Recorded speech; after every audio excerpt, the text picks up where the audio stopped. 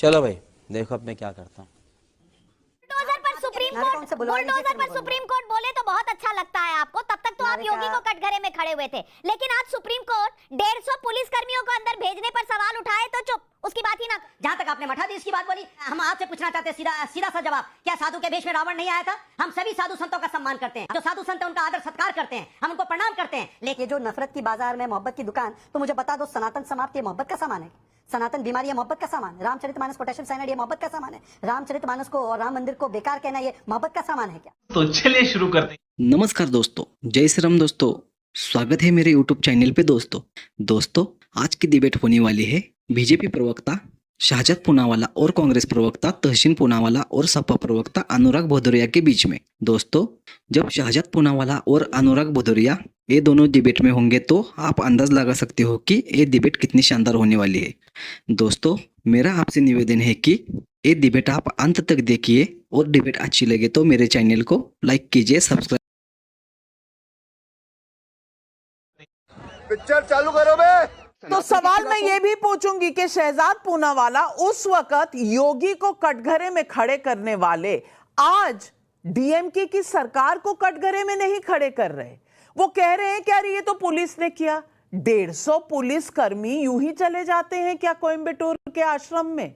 मैं पूछना चाहती हूं, अगर हाईकोर्ट का सहारा इन्वेस्टिगेशन का लेना था तो 150 पुलिसकर्मी रेड करेंगे क्या ईशा फाउंडेशन? क्योंकि सोच यही है कि सनातन को मिटाना है और ये कई बार कई डीएमके के लीडर्स ने कहा है और राहुल गांधी ने इससे किनारा नहीं किया है, इस पर टिप्पणी नहीं की है। सवाल ये है कि कभी इनको मठाधीश माफिया लगते हैं। सही पकड़े हैं। एक बार थोड़ा सा इसको, अगर ये ईशा फाउंडेशन नहीं होता और मान लीजिए जॉर्ज फाउंडेशन होता या ये अकबर फाउंडेशन होता या ये आयशा फाउंडेशन होता, तो क्या इस तत्परता से, इस ओवर इंथुजियाज्म से कार्रवाई होती? बिल्कुल नहीं होती।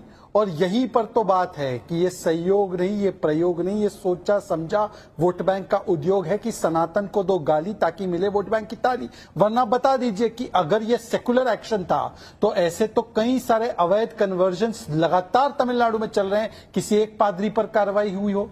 ऐसे कई सारे अवैध चीजें मदरसे में अनेकों चल रहे तमिलनाडु में, कहीं पर एक कार्रवाई हो। और जहां ईशा फाउंडेशन में कोई प्रथम दृष्टया कोई सबूत नहीं था तो वहां पर तुरंत तत्परता से 150 पुलिस वाले इंटिमिडेट करने के लिए, क्योंकि सदगुरु कन्वर्जन के खिलाफ बोलते हैं, सनातन के पक्ष में, भारत के पक्ष में, हिंदू के पक्ष में, ह्यूमैनिटी के पक्ष में बोलते हैं। नहीं सारुण के यहाँ कुछ तो गड़बड़ है, जरूर कोई ना कोई। अब आते हैं दूसरी बात पर। तहसीन पूनावाला जी बताइए, ये सहयोग है या प्रयोग है कि हिंदू हिंसक है बोलकर दिखाइए, मुसलमान हिंसक है। देवता भगवान नहीं होता बोलकर दिखाइए पैगंबर के विषय में। मंदिर जाने वाले लड़की छेड़ते हैं मस्जिद के विषय में बोलकर दिखाइए। मठाधीश जो होते हैं वो माफिया होते हैं, मदरसे के बारे में अखिलेश यादव जी एक बार बोलकर दिखाए। अफजल अंसारी बोलते हैं कि महाकुंभ में साधु संत 1 ट्रक लोड जो है गांजा फूंक देंगे, बोलकर दिखाइए। वेटिकन या हज के बारे में, राम मंदिर में प्राण प्रतिष्ठा में नाच गाना होता है, बोलकर दिखाइए। हज या किसी और के विषय में कि नहीं बोलना चाहिए। परंतु हिंदुत्व, आईसिस, बोको हराम, सनातन समाप्त, सनातन बीमारी, हिंदू धर्म धोखा, कृष्ण जी ने जिहाद सिखाया था अर्जुन को, ये सारी टिप्पणी लगातार एक ही धर्म के बारे में क्यों की जाती है? दूसरी बात मैं पूछना चाहता हूं कि आज देखिए कि योगी विरोध करते करते, मोदी विरोध करते करते आप हिंदू विरोध पर उतर आते हैं ना, यही तो समस्या है। तहसीन ने बोला कि ये योगी के खिलाफ था, बिल्कुल ठीक है, योगी को बोलिए, मोदी को बोलिए, पर बोलते बोलते मठाधीश, मठ इस देश में लाखों हैं। शंकराचार्य जी ने मठों की व्यवस्था को एक प्रकार से आगे बढ़ाने का काम किया था। आज आप सारे मठों को गालियां दे रहे हैं।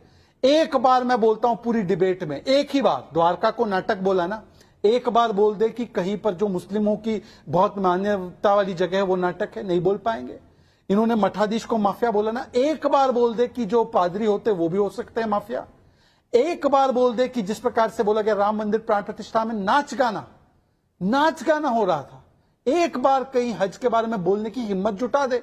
शाबाश बेटा, लेकिन अनुराग भदौरिया जी, नहीं बोलना चाहिए। अनुराग भदौरिया जी, जब क्या इसी के बेसिस पर बना है कि हिंदुओं को गाली दो, सनातन को गाली दो, मठाधीश जो होते हैं वो माफिया होते हैं, सनातन को खत्म करो, ये कोड़ होता है, ये डेंगू होता है, और 150 पुलिसकर्मी है तो आश्रम में भेज दो। नहीं सारुण के यहाँ कुछ तो गड़बड़ है, जरूर कोई ना कोई। नाविका जी, सबसे पहले नवरात्रि की सभी को ढेर सारी शुभकामनाएं। अब आप कह रहे थे क्या ये षड्यंत्र है? हाँ बिल्कुल, मुझे लगता है कि भारतीय जनता पार्टी और उसके जो जानने वाले लोग हैं नफरत का षड्यंत्र जरूर देश के अंदर फैला रहे हैं।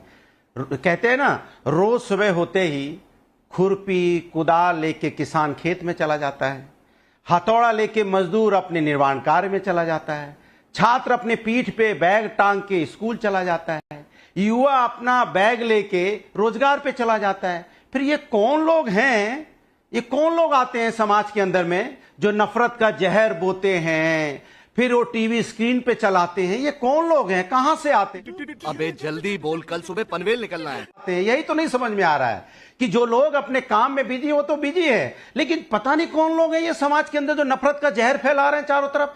सवाल उठता है कि आपने अभी बोला कि हाई कोर्ट का आदेश, ये देश संविधान और न्यायपालिका से चलता है। अगर न्यायपालिका ने कोई आदेश दिया है तो उस पर कार्रवाई हो रही होगी, जाहिर सी बात है। अगर न्यायपालिका कल सुप्रीम कोर्ट कहेगा ये बंद तो बंद, जैसे बुलडोजर उत्तर प्रदेश के अंदर में चल रहा था, धनाधन बुलडोजर को आपने स्वाभिमान का प्रतीक बना लिया था, सेलिब्रेशन का प्रतीक बना लिया था, बुलडोज कर देंगे, मार देंगे, काट देंगे, बुलडोज कर दिया जाएगा। तो क्या बुलडोजर न्याय का प्रतीक था क्या? बाद में सर्वोच्च न्यायालय ने आदेश दिया, बुलडोजर बंद हुआ। जहां तक आपने मठाधीश की बात बोली, सवाल व्यक्तिगत हो रहा था। आप किसी को कहेंगे, आप व्यक्तिगत हमला करेंगे, क्यों बोलेंगे टोटी चोर है, किसी को बोलेंगे और पलट के आपको जवाब दिया जाएगा। क्या आप बताइए, हम आपसे पूछना चाहते हैं सीधा सा जवाब, क्या साधु के भेष में रावण नहीं आया था? हम सभी साधु संतों का सम्मान करते हैं, जो साधु संत है उनका आदर सत्कार करते हैं, हम उनको प्रणाम करते हैं, लेकिन मस्त जोक मारा रे, ये हंस रहे हलकट हंस।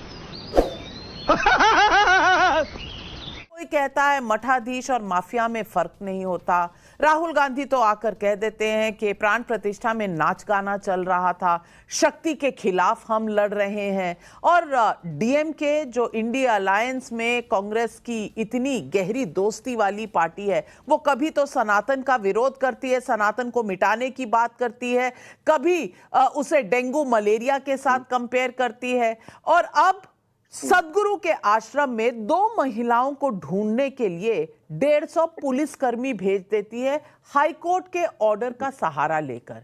क्या ये सनातन विरोध इंडिया अलायंस का डीएनए है? कैसे कैसे लोग रहते हैं यार यहाँ पर।